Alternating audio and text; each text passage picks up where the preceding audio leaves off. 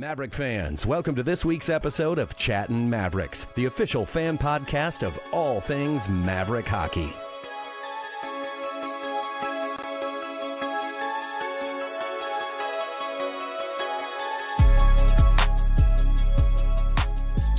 Brought to you in partnership with Pulltab Sports. This is Chattin Mavericks. Check them out at pulltabsports.com and on your favorite social media platforms at Pulltab Sports.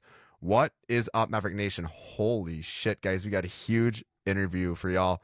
Head coach Luke Strand has graciously made some time to hop on the show. Before we bring him on, we're going to touch on some college hockey news and, of course, check in with the fellas. But first, we got to talk about the perfect drink to quench that summertime thirst. Captain's Patch is a raspberry lemon shandy brewed by Elm Creek Brewing, now available in the Key City. They're calling it the Las Vegas of Minnesota, our very own Mankato, Minnesota.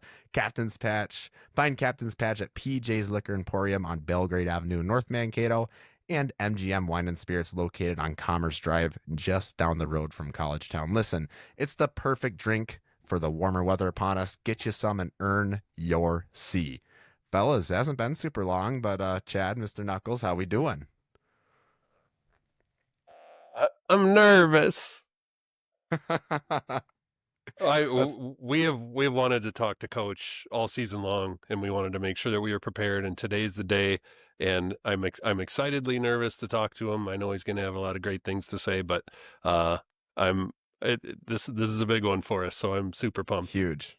Yeah, no, me too. I think we all feel the same way. Hopefully our Wi-Fi feels the same way too. We don't have any snafus there. Doubt it. Mr. Jutting, the new dog dad, how we doing? You're graduated now, baby. Nice hug, eh? Yeah. I gave Rich a hug, called my shot. Also was in PJ's yesterday. Had no idea Captain's Patch was there. That's pretty cool. It's like, now you know. Like I can step up my front door and see PJ's pretty much. There you go. Colin Jutting will he's going to put a big neon sign in his yard with the Chat Mavericks logo and the Captain's Patch logo, and it'll be pointing everyone to their beautiful, humble place to get their Captain's Patch. My little guy. Yeah. There he is. First appearance on the show. Look at that. Wow, what a good boy. Let's get an introduction here. What do we got going on? This is Captain. This is my little buddy. Come here. Show your face. Show your face. Hey, buddy. We'll have to get him a headset and get him in on the show here soon. I'll have to get him a little more acclimated, but that's awesome, man. Congrats to Colin on the dog. Graduating college, big week for you. Yeah, it's been a week. I got him a week ago today. Wow, that's awesome. Awesome. Yeah. Things what are. About you? Yeah, pretty. I don't know. Is it hazy by you guys? I don't know if it's the wildfires or if it's the dust getting kicked up by seems like 100-mile-an-hour winds we're getting over here, but it's really hazy here in Winona. So I don't know if you guys are getting any of that, but we sure are. Yeah, so that's that. Other than that, I mean, that was a little breathing that in a little bit today. But other than that, been pretty solid. So nothing too crazy to report on my end. What do you say we hop into it, fellas? Just a little bit of news. Obviously, the Maverick schedule has been released. I don't know that we necessarily want to run through every single weekend of the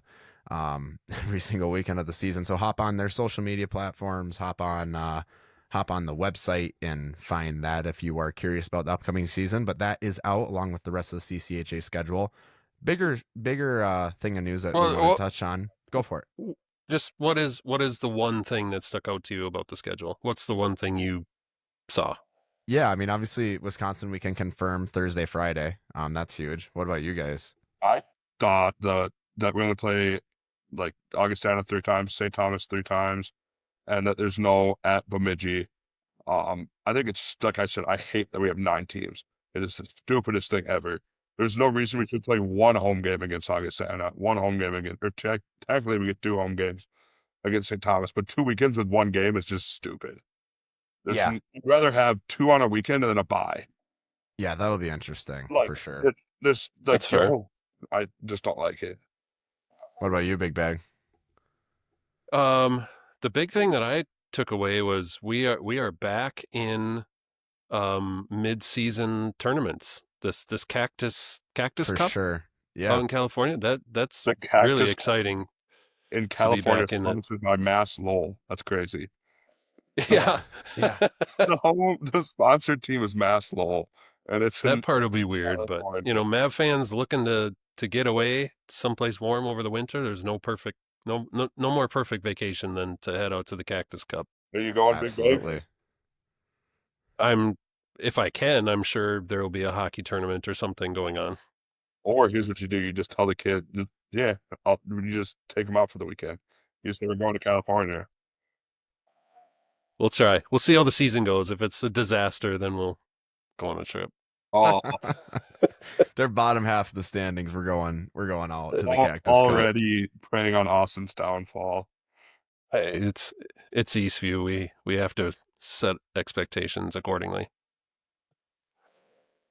Subtle dig.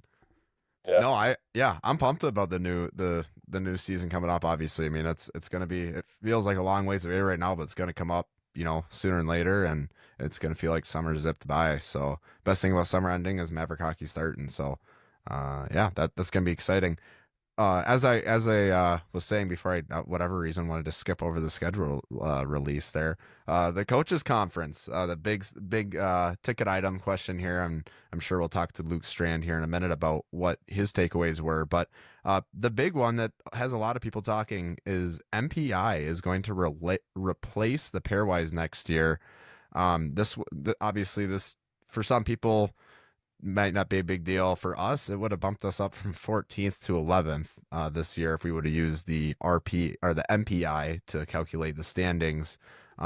Just a little snippet from the MAC report here from Mike McCannon on CHN.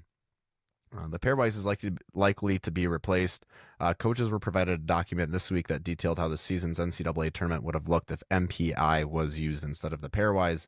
Relative to different weighting systems, the field was mostly unchanged. However, the MPI weightings would have resulted in Arizona State qualifying over Penn State.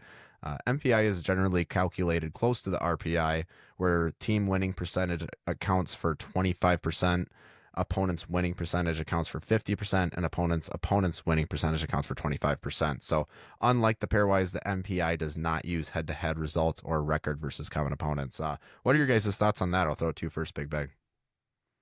Right out the gates, I was a huge fan of it. After seeing that image on Twitter of what it would have looked like this season if we had it, like you said, moved up to 11th. And then I think I saw somebody comment like, "Hey, you didn't factor in this," and they're like, "Oh, right," and they reran the numbers, and we were still up to 12th or 13th. We would have moved up, so that's a good sign. But the we're still trying to figure out algorithms and calculations and stuff makes me a little nervous because, as you know, my disdain for the Hobie tracker or the chip rating that College Hockey News did, where it started out with Alex Tracy on top. They reran the numbers and added in some new formulas, and all of a sudden Tracy's down at 200. And we're like, oh, okay, that figures. So it was a bated breath to see how this actually turns out, but I'm open to a new way of doing things, I guess. Yeah. What do you think, Colin? You're not a fan? Really care. Just win the conference tournament and you'll be in. All this. Fair enough. Yeah. Just win. It's the hard-hitting journalism from Mr. Jutting. Just win, Colin Jutting. Just win, baby.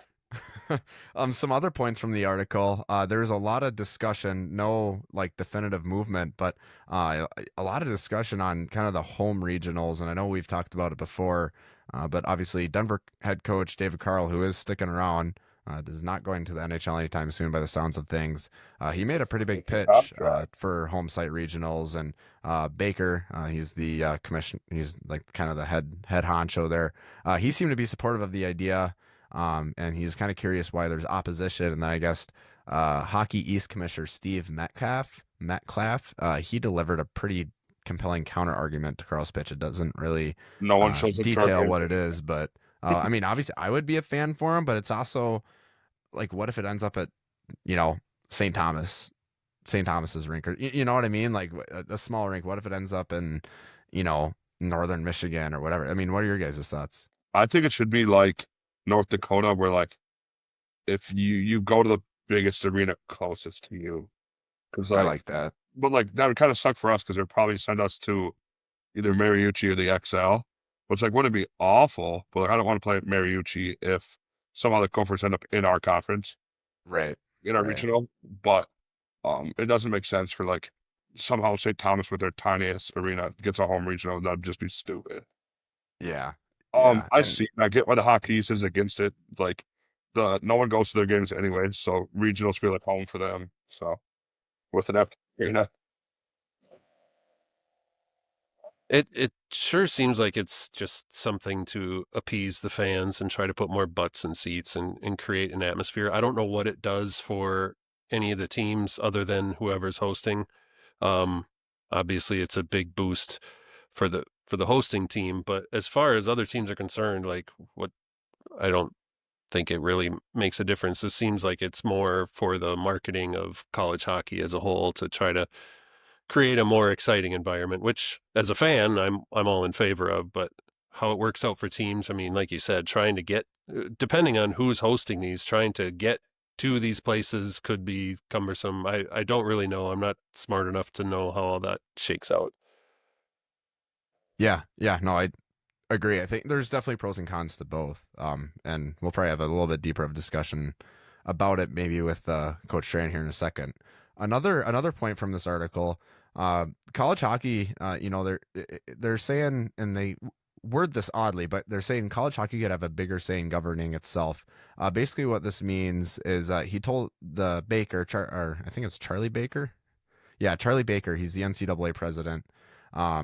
He basically said that there's going to be a new governing structure in the NCAA, and it's going to give each individual sport more say over their own governance.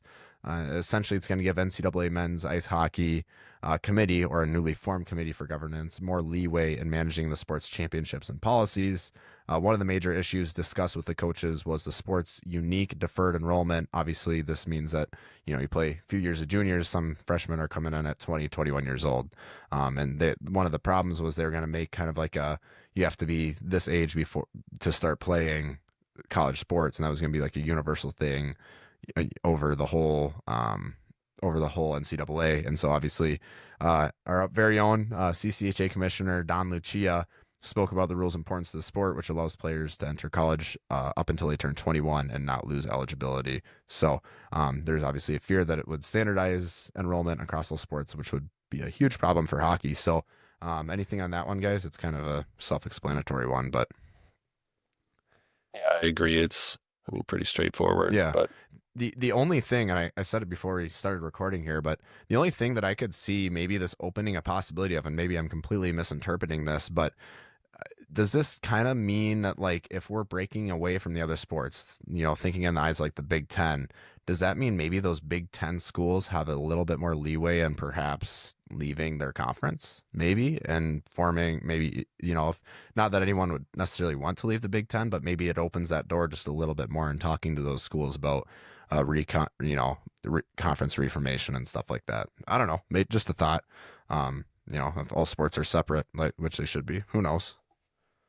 yeah, it might, but like you said, I can't pinpoint a team in the Big Ten that would want to. Yeah, I know why you would. It's from a money standpoint and TV deals, stuff like that. It makes a lot of sense to stay there. But yeah, I don't know. Colin, you got anything? No, I don't really. Yeah, I don't really know. Like you said, I don't think any teams really wants to leave the Big Ten, especially because I think if you leave one sport, they'll have to leave. So you're not going to want to leave football. So yeah, For sure. Yeah, no, I totally agree. So with that, that's really all I have. If you guys have anything more before we bring Coach on here, that's really all I have. You guys good? yeah. Cool. I am good. So with that, before we bring on head coach Luke Strand, we got to talk about Cub Foods. It's damn near summertime. We're into the second round of the NHL playoffs, and the Leafs still somehow find the way to blow 2-0 leads. And I just got my second sunburn of the summer, and that means it's time to think about dusting off the old grill and inviting the neighbors over for a good old backyard barbecue. Lucky for you, Cub Foods is your one-stop shop for all your grocery needs. With a wide variety of fresh produce and endless options of products, whether you're grilling out with the fellas in College Town or doing the weekly shopping with your family, for your family, Cub Foods has you covered. With over 100 locations in Minnesota and 2 in Mankato, you're not going to have any trouble finding a Cub near you. Maverick fans, this is head coach Luke Strand. All right, Maverick fans, we are beyond pumped to bring on our next guest who just finished up his second season as the Mavericks bench boss. Folks, the CCHA Coach of the Year, Luke Strand. Coach, thank you for taking some time to hop on the Chattin Mavericks podcast. We're pumped to have you. No, absolutely, guys. It's what you do is fantastic. We appreciate your support, and like I said, I'd love to add whatever I can. And I'm a listener, so I enjoy hearing some things. It's pretty good. Yeah, there, it's heavily edited, so there's some silliness that we leave in there. So, I mean, first of all, Coach, I just wanted to start. I mean, congratulations on, truly an amazing season, an entertaining season to say the least. The McNasty Cup, the McNaughton Cup, Mason Cup, countless player awards, best defense in the country. I mean, Coach of the Year. Just congratulations to start things off. Yeah, I'm lucky. I'll tell you, we had great dudes. Like we had unreal guys that were dialed in and very they had a point about what they did from last June all the way through. They were dedicated to what was going to take, how they stood by one another, and then I couldn't do what I do without our staff. Our staff is tremendous, and it's it's probably another podcast you got to come in for a day in the life of the office, because it's a war zone in here. We work and it's good, and it's we push each other to be better all the time, and it doesn't matter our age. It's one of those things we love to do. Absolutely. Love to hear it. So before I hand it off to one of these other guys quick, there's so much to talk about with this previous season, but before that, can we talk a little bit about your time before coming into Mankato and kind of what led you to coming into coach at the Mayo? Yeah, certainly. I think it ends up being timing, right? Like I'll work backwards out. I was at Ohio State, and I was able to go there from after winning the Clark Cup in Sioux City in 2022. I'd been in Sioux City for 5 years, and a couple jobs had sprung along. College-wise, didn't. Now I get to coach against some of these athletic directors, so I have a good chuckle now. But this, I didn't really get opportunity, and a lot of it had to do with like lack of college experience. I guess that's what they found to be the MO. So, as it worked out, after we won, I was able to go to Ohio State that summer. I'd known Rawls there, and Jamie Bittner and I had worked together in the previous life at Wisconsin together. So it was tremendous to go to Columbus. I was not expected to leave. I mean, for sure, I wanted to go there to get out of there, but I didn't want to go there and not do our job. We went to the NCAA tournament the first year there and changed a lot of things immediately. And so the timing was right. I think when you're in that spot, you miss being a head coach. I really enjoy being an assistant coach, but I love being a head coach. And so the timing was kind of crazy. You keep one eye open when it was all going down. You saw the Wisconsin job open, and then I think behind the channels, you hear a lot of Mike's name and that situation. And then for me, default, okay, well, then Otter will stay and he'll do that job. And then that's how it goes. But I said, ideally in my mind, it's the right fit. It's the right size. It's the right location. It's the right, so many factors, including like former players that were here at the time, and Ole and Trace and guys that I knew underneath the hood, and I knew Bluey from the past. And, so that's kind of a quick version. If I dialed that back, I was in the American Hockey League. I was at Wisconsin. I was in the USHL. Had a chance to NHL scout. I worked for Minnesota. Worked for Calgary. It's been. I've got a Division III route to me for sure. My first job was at St. Norbert College. It was one of the best jobs and one of the best bosses ever, in Tim Coughlin. And not very often were you able to go from there and not change addresses, but go to a different league in the USHL. And then I went back to Eau Claire when I went to school, played hockey and baseball there, but was able to go back there and coach and be an assistant athletic director. But then there was a chance to go from the American League, from Division III hockey, which for me at that point is like, okay, this is what I want to do. And there just wasn't enough hockey at the last stop. And it ended up turning, itself around. I mean, I've been fired. I've been hired. I've been fired. I've been hired by guys that fired me in the past. It's a whirlwind, but I would say I don't know if you've coached until you've been fired in some regard either, because you have a whole new appreciation for the day to day. it's a stinging feeling, but there's also some scenario when you get fired, you're like, hell, I don't know what else we could have done. It was the first time they went to playoffs in 6 years and you still get fired. So, um, but Sure. it's gonna, I'll tell you that journey though, I think forms a lot of thoughts, ideas, opportunities, some things you love about places you've been, some things you want to change, some things you take immediately you want to steal. Um, and there's a lot of people you want to be around after going through the trenches, and really you want to be around people when it's been hard, that are still good to you. And it's easy to be good to people when it's going good. So, um, that's a pretty small scope. And if I went all the Yeah. way back, guys, I was born in the Philippines as an Air Force brat. So there you go. That'll take you a long ways away from home. That's the whole thing there. What you just kind of mentioned, obviously, Coach Hastings. Was there any communication with him taking over the role? Did you talk to him at all? Prior to, no. Okay.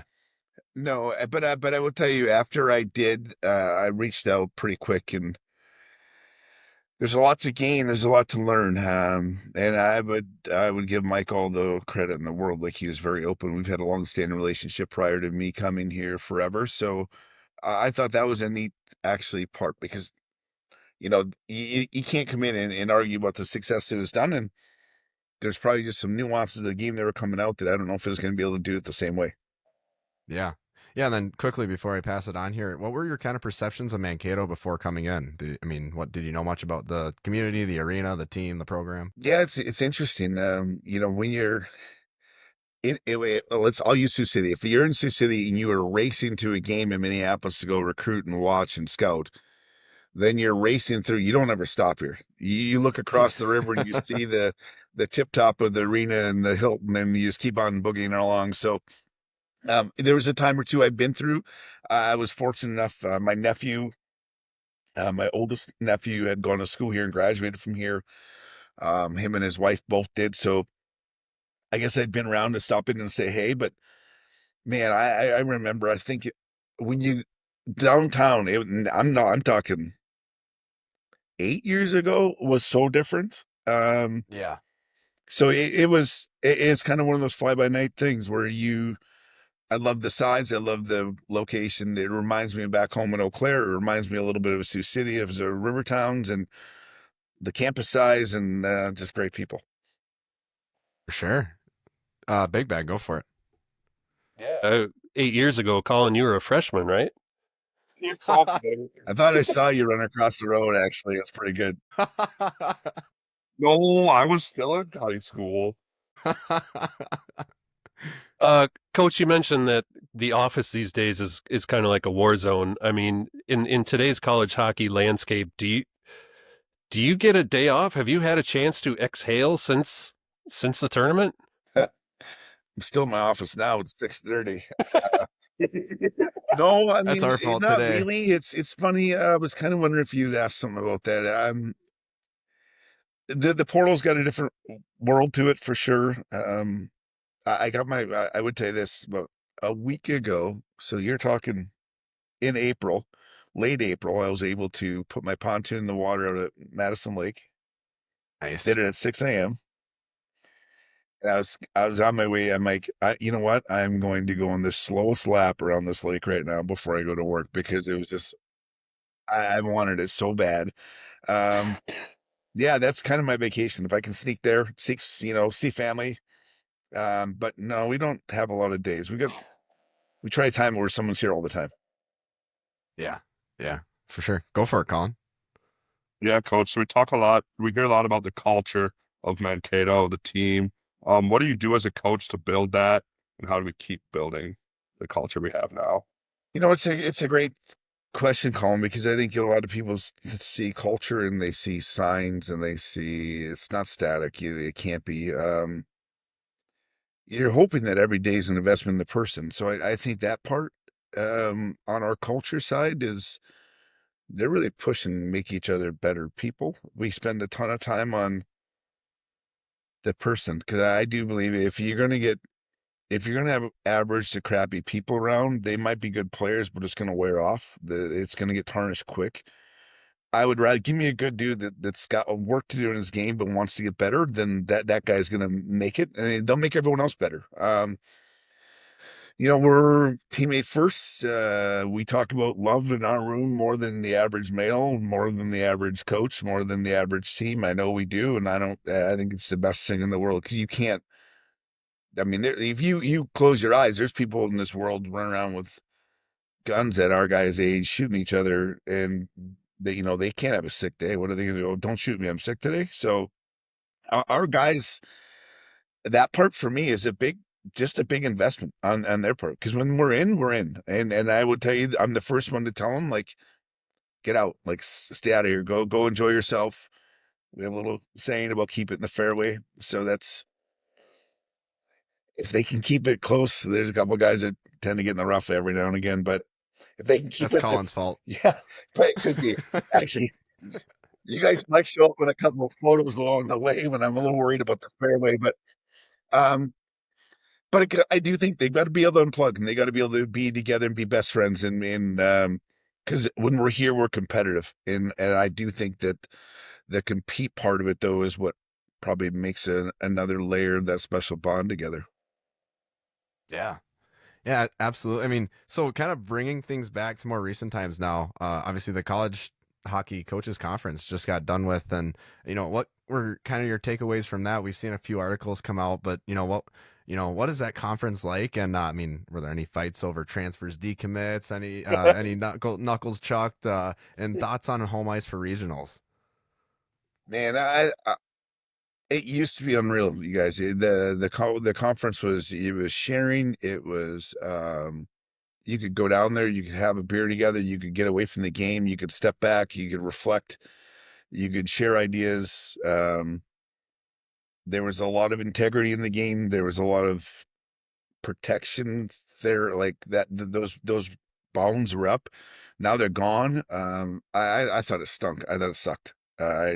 Matter of fact, if we didn't have meetings down there, I would hate to say it because it's a great location to go and see the sun for the first time in 6 months. But it, if it wasn't for it's good to be close in meetings and not over Zoom, and it's good to be close in meetings because you can have a longer discussion without someone having to run out to a different part of their job and their campus community. But it lost its that favor of being there for one another. As maybe a coach fraternity is gone because you don't trust. I mean, we got a guy going to one of a former place that I worked at who they're all my buddies, but you can't tell me 9 hours later that you found a job. So like there's just a lot of that going on, and it's so you do your part, but we are adults about what has to happen. We didn't make, I mean, none of us made the rules. And if you're going to give us rules without really much of a fence on the outside, then people are going to run right to the end and see how far they can take it. So that's just the truth part. You asked me about what? Home sites? No, that's even better. The rest of my question doesn't matter. I'm kidding. Yeah. So, I mean, what's your kind of take on the home sites? Obviously, for regionals, we've seen a lot of for and a little bit of against. But I mean, what's your take on that whole deal? I'm not overly for it, in my opinion. I think the people that want that, I mean, the one school in particular that wants that in Colorado. I mean, they've been the one seed and haven't maybe had favor in some regard to where they go or who they play, or there was some discussion about can the one seed play the host site, team. Well, you can't control both. I think there'd probably be some favor for the host team. I think there's a lot of work that goes into these sites prior to the notification of who's going to play in them. So I don't know if it would work as smooth as some people want to say it would. We were lucky. We were in Fargo. It was good. It was close. There was lots of Mav fans and a lot of uh, just purple involved. But had we been in Pennsylvania, I there would have been purple there. Yeah. So I Yeah. think I'm not overly sold on it for me. I was pumped it's in Fargo. I mean, honestly, if we just doing Fargo every year, coach, I think I'd be in a pretty happy boat. So It was good. I mean, it was a lot of familiar things, especially a lot of our players play USHL, so they've been in that rink. They've experienced the highs and the lows. It was pretty interesting because there's little Slew in the one net and Trace in the other net, and the only person who probably won more games in Fargo than Trace was probably a home goalie, because otherwise he had a really good record. He's pretty comfortable in that rink, so I was excited for that part. We've done a lot of winning there in our past, so it was neat. It was a really neat experience, and the whole Mav um, community base and fabric of what this place is all about. You guys showing up there it was awesome. That was an incredible experience. Obviously, it didn't go our way, but I mean, that was, I think, probably one of the best hockey games I've ever watched in person. So, 100%. Chad, I'll throw it to you. So the schedule just came out the other day, and I had a question about non-conference games. Scheduling non-conference games is absolutely crucial, especially um, in the CCHA, where we're criticized for being a weak conference or a weaker conference. What does the process look like? Is it straight up cold calling other schools, or is there like a sign up sheet on a website somewhere? Like, how does it work? Yeah, it's a great question. I think, eh, I came from a place at Ohio State where our non-conference I thought was very light, um, because the Big Ten maybe had a conference that was perceived as hard. So you got your you got your wins and you got your winning percentage points inside a conference. So you go out but you had to go make sure you won. You couldn't go play Mercyhurst and not win. Um, for us here, I mean, some of it's contractual. Oftentimes there's either, a year ago we went to Michigan. Michigan, they had a hole in their schedule. I had an excitement to go play Big Ten team. And it's still, they're not returning the trip, but they definitely pay you to go there and play, which is a good part, which they're not going to return. So they give you a guarantee on that side. Um, and then, there's, Mike and I, since I got the job, about playing Wisconsin and having that equally, like, he's got tons of passion for here still. There's no question on that part. And there's gonna be a lot of Maverick people that can go drive 5 hours to Madison and enjoy a great, and then a year later, they're coming here. So that part is big. I find a balance, like, we're gonna be okay, we're gonna be in a recruiting battle against NCHC schools. So if we're going to be in a recruiting battle, let's go play them. Let's go beat them. And then when we get in a conversation with an agent or player or father, it doesn't matter. Oh, it's part of our presentation. We talk about, I'll give our record against NCHC teams and our Big Ten record. And we got to fix our Hockey East because we're 500. So we got to get after that part. Um, and then there's the other side is, okay, can we make um, the most economic feasible? Like, can we go play an NCHC school that's not going to cost us 50 grand to go there, but can we go get on a bus and play UNO, who's going to beat teams in the NCHC? Can we get a premium ticket for North Dakota to come here, but we had to go there first, if you look back at that part. Yeah. You get a chance to, for me, like the RPI time, we had a dead schedule, so that's why we've been out and played RPI, and them coming back here. You're always hoping that you're going to play somebody that's going to beat somebody else, to your point about why you want to play a better schedule.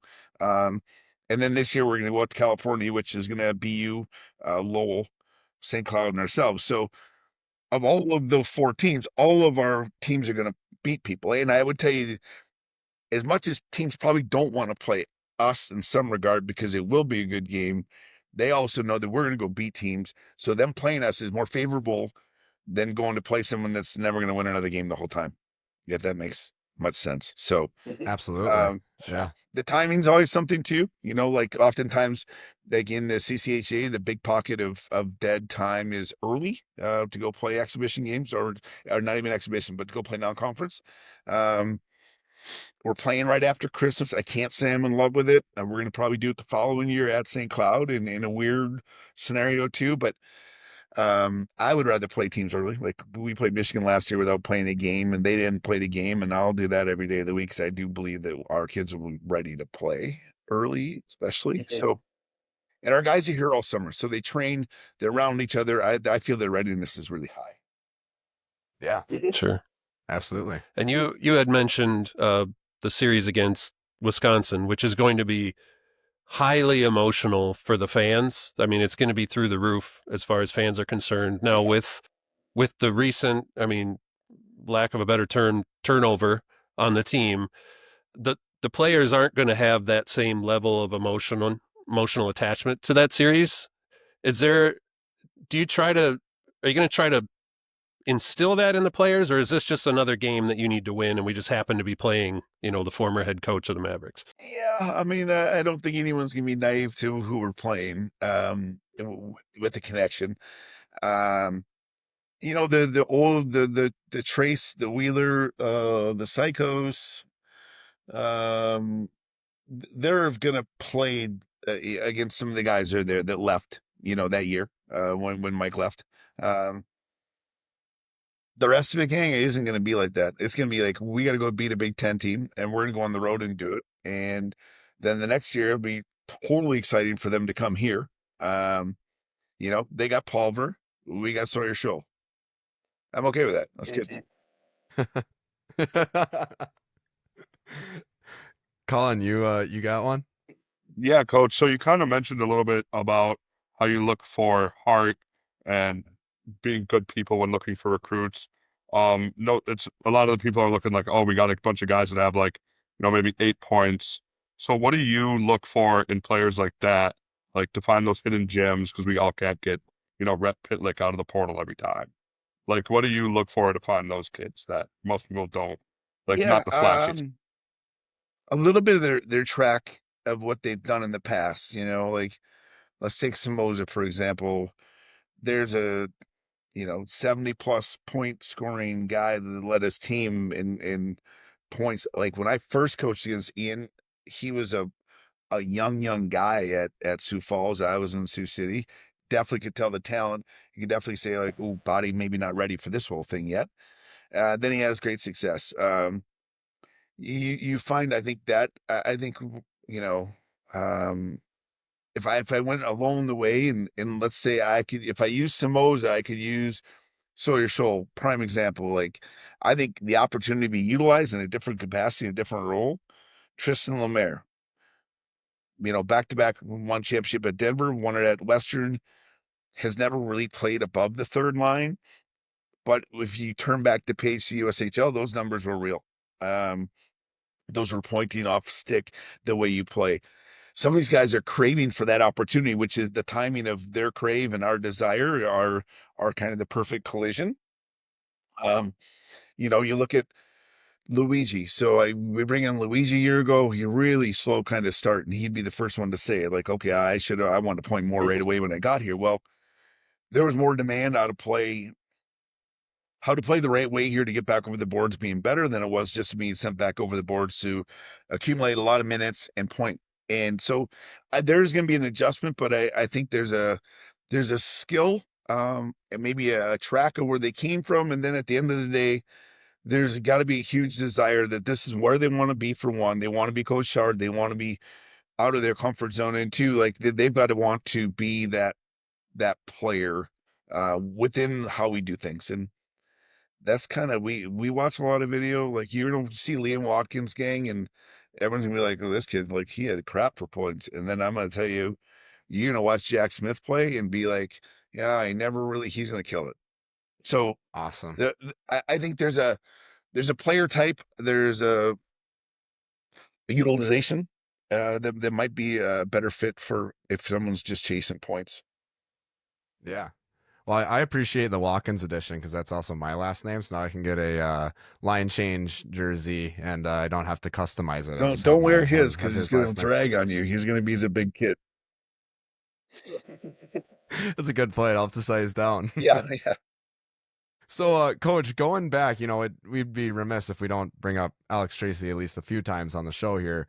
Going way back to the first time playing Lake State this season at home. At the time, this was a 1-2 matchup in the CCHA, and I believe it was the Saturday game in overtime. Lake State scores a new challenge for goaltender interference, and you win the challenge, and the Mavs win it just minutes later and take over number 1 spot in the CCHA. After the game, you said something along the lines of, I know Tracer and he doesn't move like that and he wouldn't allow a goal like that. And I'm paraphrasing, but can you just kind of talk about the connection you guys have as a coach and player and what is it like to just have such a solid backbone on a team like that? Yeah, I mean, to go back to that goal, it was like, he doesn't end up in that save selection unless he got knocked into that or wasn't allowed to extend the right way. Otherwise, he'd never end up. Tell me how many times you've seen Alex Tracy get scored on his butt with back leaning towards the ice. It's just not very often. So something restricted him to be big, square, sturdy, that side of him, even though he's not a big guy. He plays big when it gets, especially with proxy, like in tight. So that would be that. The connection for me is belief. I think we had selected. I'd be remiss not to mention Andy Johnson, my GM in Sioux City, who, honestly, you guys, he wasn't. This is not, and take this the right way. He didn't do it. He was a blogger. He was a part-time like area scout. He kept turning over players over rocks in Waterloo. Their teams were always good. The only guy that I would always see somewhere is him. He was from my hometown. I'm like, all right, I can get you out of there. I'll give you a better position. You got to grow with this. And he took it and ran with it. I think you do that with every staff. So that's my Andy Johnson. Because I'll tell you, to go back to it, is we in Sioux City had traded for Akira Schmid. Akira's in the NHL. Um, Akira had hip surgery, so we're like, okay, we got to find a guy that's played enough that's good, but it's going to understand that the kid's coming in here once he's healthy. He's like a big timer. Trace that year in Johnstown had gone like, I don't know the exact number at Christmas was like maybe 3 games or 4 games over 500 maybe. And then he was like 20-2 the second half. That's decent. And their team was like striving to get going and get making it. And when he didn't play, they lost. So their team didn't really like hit the standings to the top all the time, and neither did his numbers, because like some of those games you'd go watch online. I'm like, oh my god, that's another 2-on-1 against him, and that's another. I mean, like it was just nonstop. So when we drafted him in Sioux City, he came in, and I think I've said this a few times, but the kids that he knocked out just along the way, that we had a kind of a really good stable of goalies, so really, really, really good stable of goalies from Akira was there, but then the boy there that was just in at Notre Dame. Oh my gosh, am I getting old? And like Seibel was a good goal. He just kept beating guys out of jobs nonstop, and pretty soon you're like, okay, this is our kid. And then he comes back the next year, year two with us.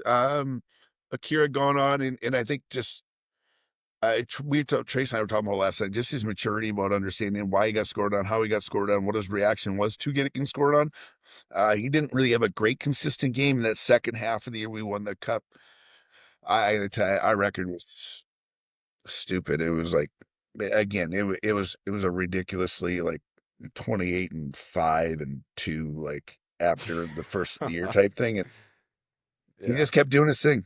And then a year ago, I'd be the first to tell you guys, I probably, as a coach, failed because it was he and Rance, and I probably should have gone with my heart and my knowledge and played Trace to a higher game percentage, and I didn't. And at the same time, I think it really helped him this year because he got to learn a lot a year ago.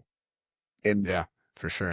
every goalie's they got to believe in what they do. They got to believe that people believe in them. You guys listened to him last night at the event. Like, if you don't believe in that kid and you don't want to go for war for that kid, then something's wrong. For sure. For sure. Chad, go for it. Oh, might have lost him. Colin, go for it. Big, what? What was I gonna say? So how do you describe your like coaching philosophy? You more often, I mean, we probably see where you're more defensive, but what would you say Luke Strand's coaching philosophies are? What do you strive to do? Accountability. You go be every offense. Go be the offensive player you want to be. I'm all for it. I think it's great. Don't make a mistake and then look at someone else to clean up your mess.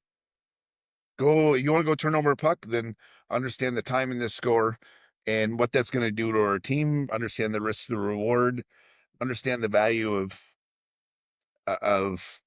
work. We will not. I will. I mean, my father's in the over my father's grave, but I let us get out competed because that is the one thing we can control how we compete. You might have a bad night, you might have bad hands, you might have, so then you got to learn how to win some other way. But I think we've got detail in our game. At the same time, I think we're conscious of how we come back and protect our end of the rink.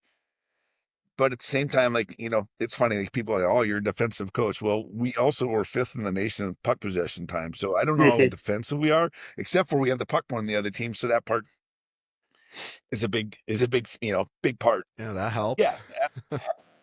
And then I think I'm a player's coach. I think the idea that a kid's going to make a mistake, if you had a bad night on Friday, that doesn't mean you're going to suck on Saturday. I just refuse to believe that that's the case. Now, same time, like you have a bad night on Friday and someone's been scratching at the door doing really good things. How don't you give that guy a crack? That part is true too. Um, and then I, at the end of the day, guys, I appreciate guys who are willing to go take care of each other. Um, they got to go take care of each other. They got to go. I actually have a problem, like as a coach, as a competitor, like someone runs somebody, like I'm the first one to be like, that kid will not finish the game. There's no chance. I don't care what happens, but that's not going to happen. Um, but I've kind of grown up in some of those senses, like you don't really fight in college hockey, but in junior hockey, like that kid better not make it to the bench type thing. So, um, so at the same time, Colin, I think the other part that you would find here day to day is trust. Like you move at the speed of trust. I trust them. They got to trust me, and we got to earn that together. And we spend a ton of time. Our doors are open. Like, and I know every coach says your door is open, but our doors are open. I mean, we've had death, divorce, breakups, pregnant. We've had everything over Yeah. time. So it's kind of a neat part. And I've got a great staff, so we get a really good balance of wisdom to go to the guys without it being saturated by one voice. That's awesome. Well, Chad, you're back. You got one?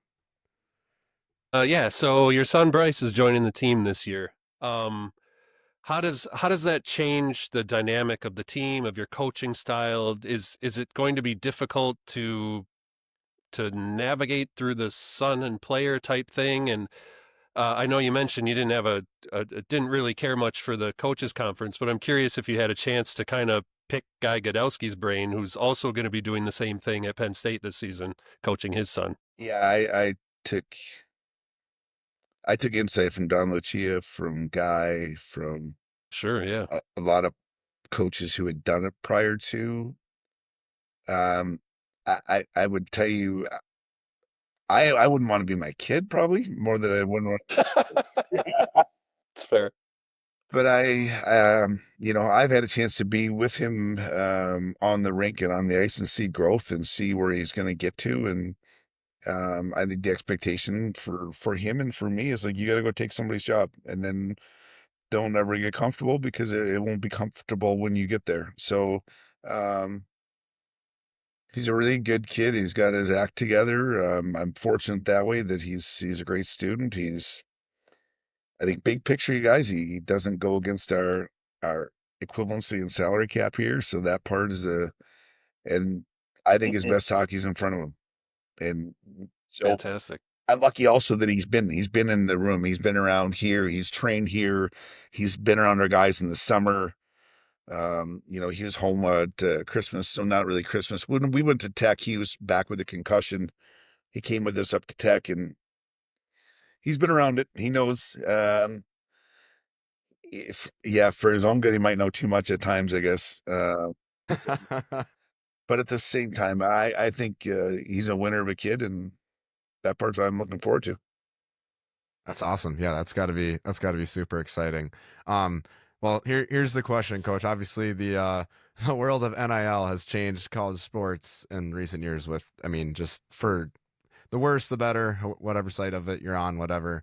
Obviously, recently, Maverick Nation has had the displeasure of seeing the bad side of the NIL deals and with a couple of decommits and stuff like that. Wardo did a really good job, I thought, of kind of laying out what happened and how that went down on the Live on 5 podcast. But I mean, what can you kind of tell us about the situation from your viewpoint? And does that kind of change anything going forward in Maverick hockey recruiting strategy? The particular situation that happened, you're saying? Yeah. Oh, I mean, the part about it is we're still going to work hard and we're still going to go build relationships. And are some going to burn? They are. That's how it goes. I mean, that someone's going to. I guess it's to our guys' credit. We went out and found those kids before anyone else had talked to them. And unfortunately for the For rest of the sure. college hockey world, they had 2 years to talk to them before we got these jobs. So shame on them. I don't know where the hell they were at. So, I'll use Mason Kraft because he'll be the next comment and next conversation. Like, for a young man that's in that scenario, like, I mean, he's told me there's been over 20 schools that contacted him. 20? Holy So shit. when you see that, and yet the kid wants to be a Maverick day in, day out, and because of the fact none of those 20 were talking to him when they could have been or should have been. They didn't do it. They didn't see it. They didn't feel it.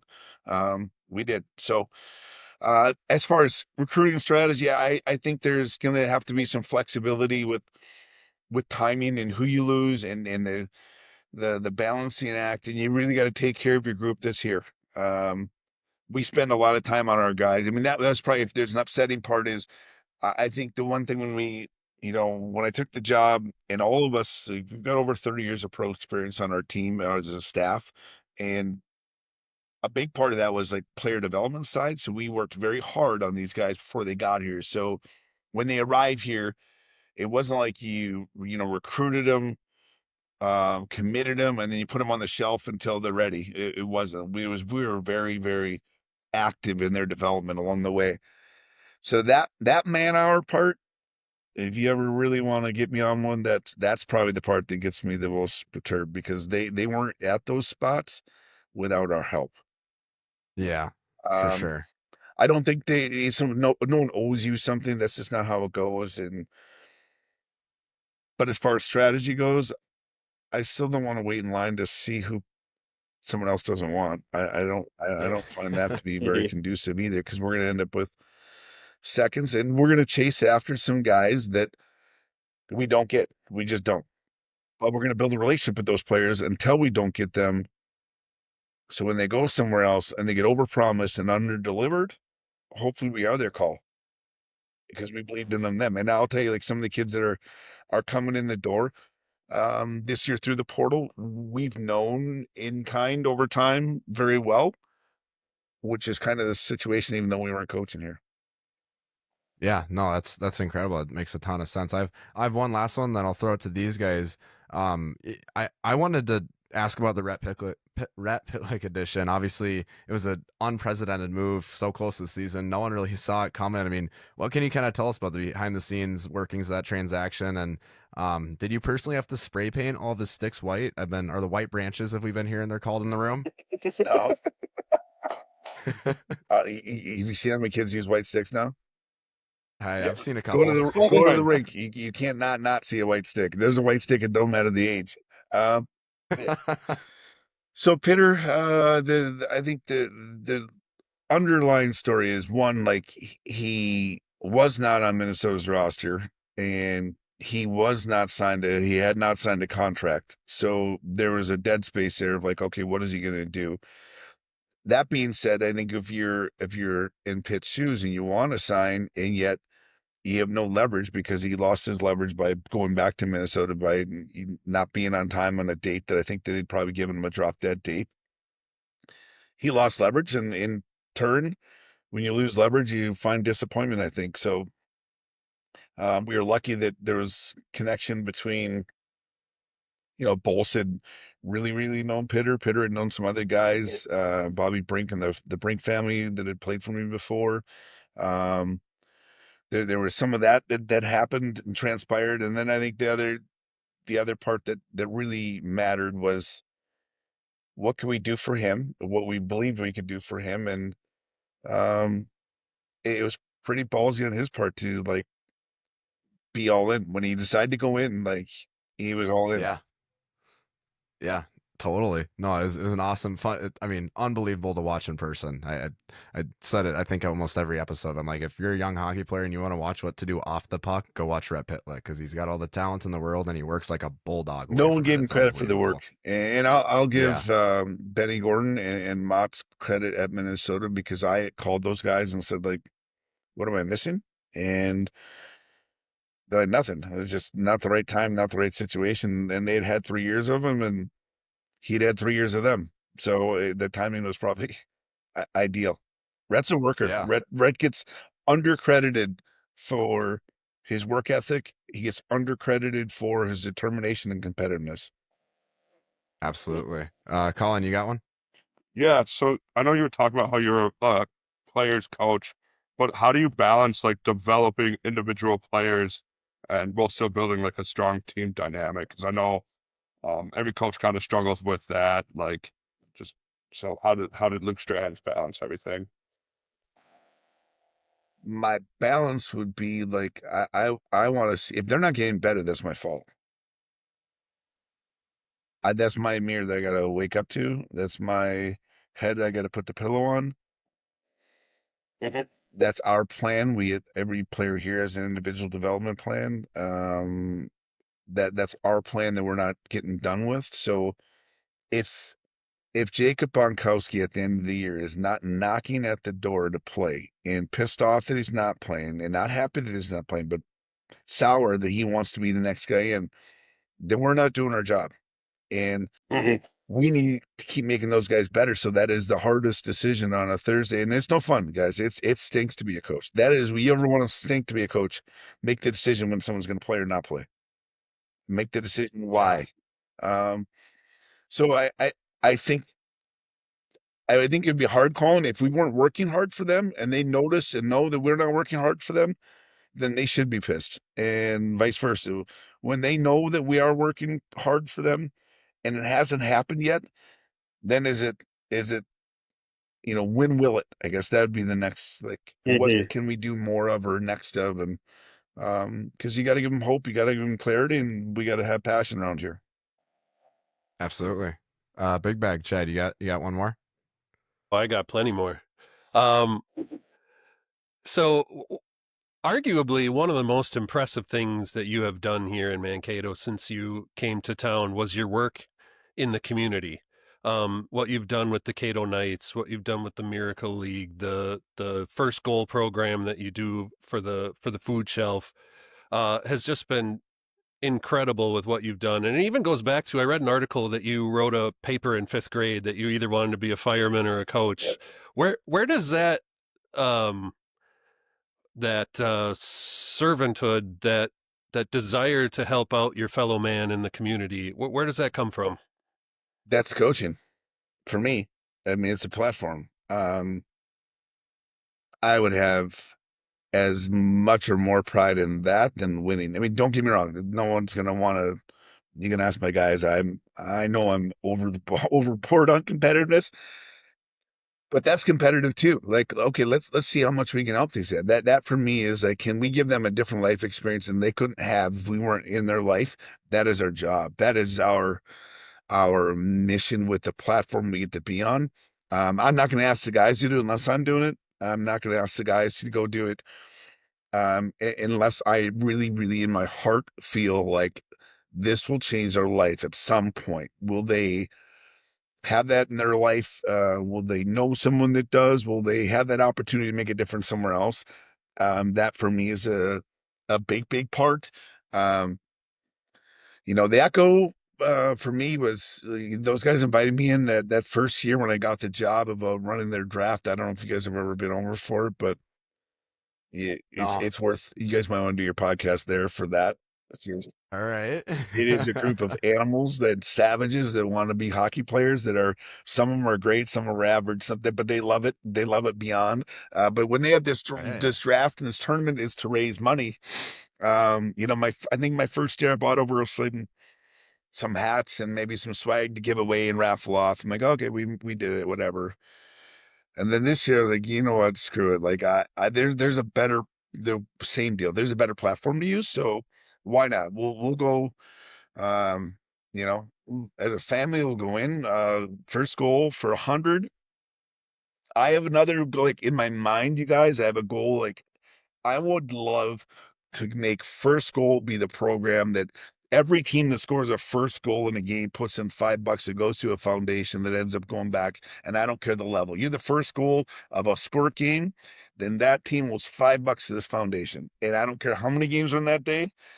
But for me, that would be I'm doing something here on the 27th with the home is in Fairmont, but there's a friend of mine, Jerry Rosberg, who the Rosser was a NFL coach in Baltimore forever, and he's from Fairmont, but it's for like warriors that come back that have like PTSD that have alcohol. It's a home. So this I'm gonna kind of change my tune, and I want to work my ass off for those guys. So I just think there's an opportunity for us to utilize it, and the Echo Food Shelf for me is like, I mean, look at my waistband. I'm not starving, so like, Yeah, let's me neither. man. So let's find a way to help, and I think for me, you guys, it's really important that our guys learn how to do it too. We're Absolutely. better for it. That makes a ton of We're sense. better people for Yeah. it. We're better team for it. They'll be better men for it. They'll be better husbands for it. Coach, I got one more I forgot to ask earlier, but if you had a magic wand, maybe it's a white Rhett Pitlick stick, who knows? But if you had a magic wand, what is one thing that you could change in the world of NIL and college hockey? Is it contracts? Are contracts going to be a thing? It's the Wild West out there, and everyone's a free agent. It just seems so unorganized to the untrained eye from a podcast standpoint.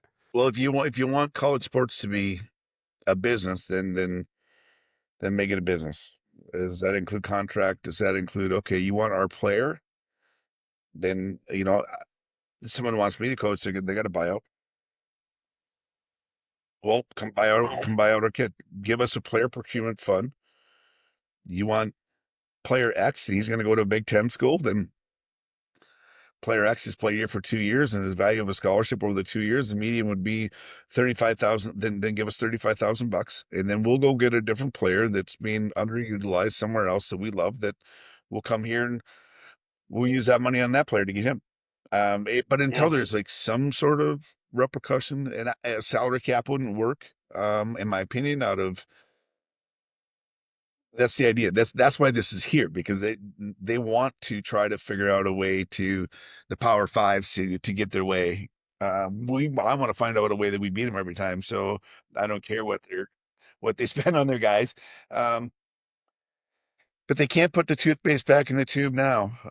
So it's gonna be really hard to reel some things in. And like look how long it took us to fix COVID, and now they're talking about adding a fifth year to just the general population of athletics. And until they figure out every sport's different, I think some of that's still an issue. That not every sport is the same.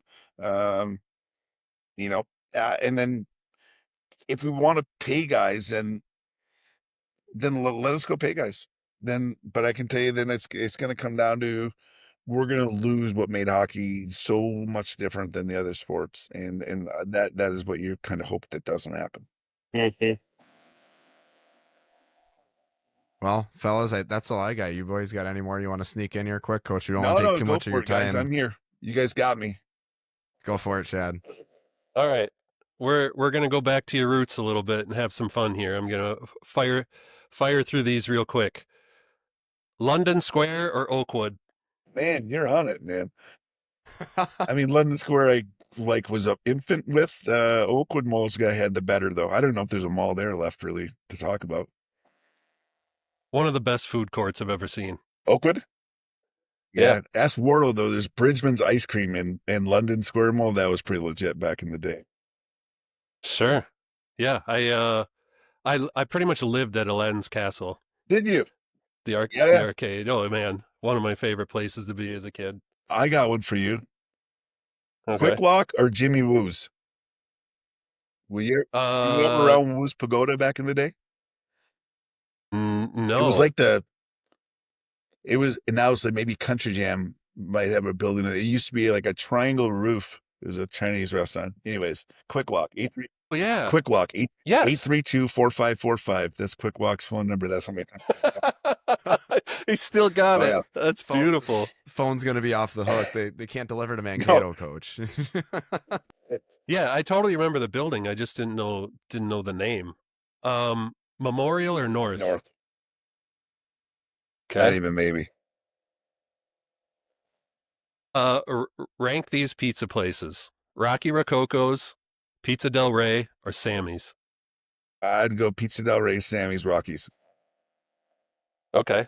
That's I fair. do like Rocky I'm on board Rococo with though. that. We have a good chuckle around here when we see a Rocky Rococo on the road. Like we'll pull over in a hot minute for a Rockies, but Pizza Del Rey, man, the drool family. Pizza Del Rey Yep. was awesome. All right. Next ranking: Mousetrap, the Pickle, the Pioneer. Oh man, you're talking about what are you doing at these places? Because you're talking about three different things you're going to do at these places. If you're hunting for your age, you're at the Pickle. If you're back in the days socially, the Pioneer was pretty good, and the Mousetrap had an older crowd. But we grew up in the Mousetrap because my mom and dad would go there after hockey games, and we'd run around and throw Okay. pool balls through the wall. Fair. Gotcha. All right. The Country Club, Wild Ridge, or Mill Run. Yeah, I wasn't a country clubber. Wild Ridge, I mean, when I grew up, it was the Mill Run was about as nice 18 courses you had around there, but then Wild Ridge came in and really did a nice job publicly. And the country club has got an old school, neat field down on the river there. So I prefer Wild Ridge, Country Club, and then Mill Run. Is Mill Run still going? That's a great question. I have no idea. All right, and then this one is extra credit. I don't know if you'll know this or not, but have you ever been to the Jolly Troll? The Jolly Troll Yeah, in in where? In Eau Claire? Eau Claire. Yeah, it might have been closed before you got there. Yeah. What is it?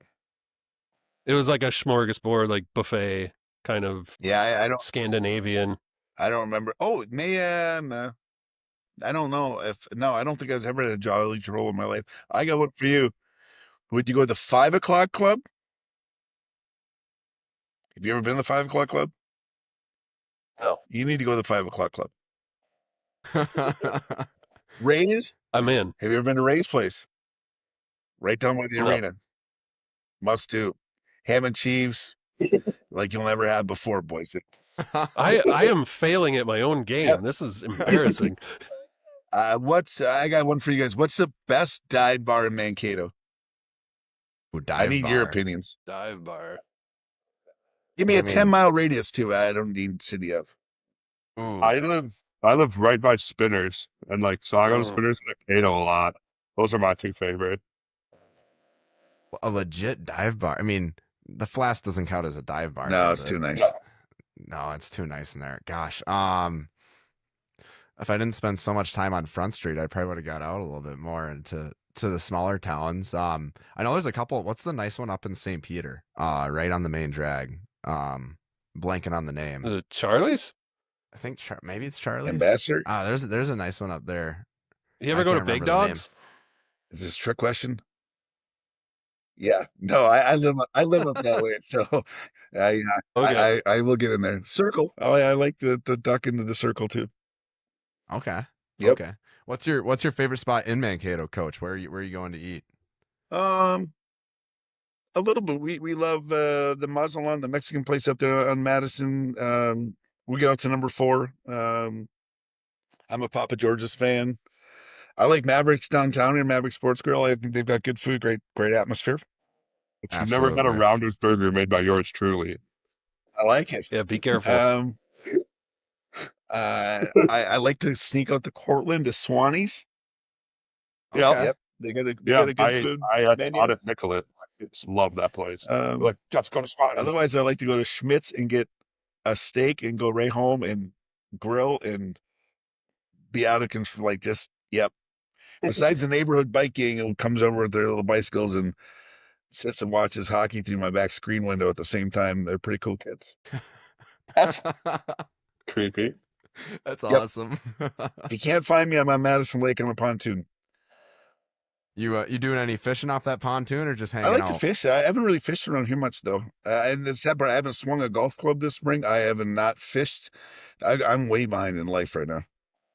Okay. Well, I very possible I'll be head back that way for new career. So I got a bass boat. Maybe we go find some bass I'm in. around there. Yeah, it's we got a crew that likes to fish. The first thing, like Conrad and Shoal, those kids are like, "Where are we fishing?" I'm like, "Oh boy, there's lots of lakes to choose from." So I think they're gonna come back with a boat. They're pretty jacked up. It's fun because you get Ole and Stender who come in with camo on. They've been out in the field hunting. Yep.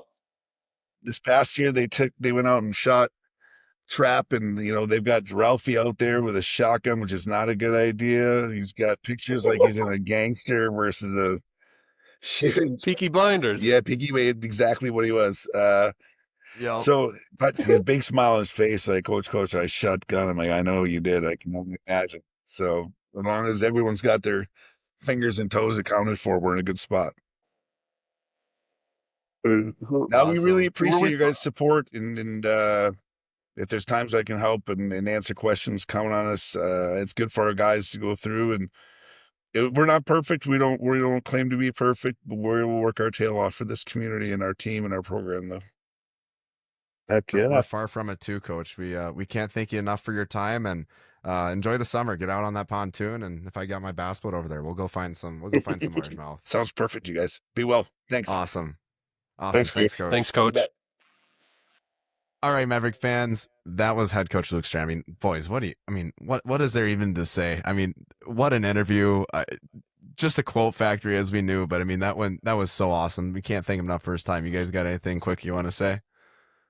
I didn't think I could be a bigger fan of Strand, and I absolutely am now. That was incredibly enjoyable. So I hope everybody enjoyed listening to that. Yeah, Absolutely.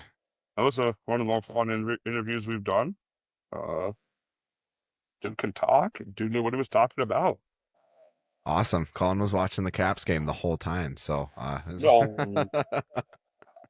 There's no proof. But nonetheless, huge shout out, huge thank you to Coach Luke Strand. Obviously, we talked about it. Not exactly a day off in his world right now. So for him to make a little bit of time for us on a weeknight evening here, I mean, unbelievable stuff. So before I let everyone go, I got to remind you that lunch bucket hockey players are the hardworking, grit and grind players that would do anything for their teammates. A perfect embodiment of the blue collar, hard hitting, gritty brand of hockey that is Minnesota State. Now partnered with the Mavericks and the Line Change Collective, buying lunch bucket products supports your style in the stands and the fellas on the ice with NIL funding and opportunity. Whether it's a number 33 Tracy jersey, a custom Maverick hoodie with your name on it, or custom uniforms for your 3v3 rink at the Pond on Madison, Lunch Bucket has you covered. Check them out at lunchbuckethockey.com. Maverick fans, with that, thank you for tuning in to episode 30 of the Chattin Mavericks podcast. Again, huge thank you to head coach Luke Strand. I don't know when our next episode is going to be, fellas. Maybe we'll take a little summer break here. Not a whole lot going on. So we'll see you when you see you. As always, roll Mavs.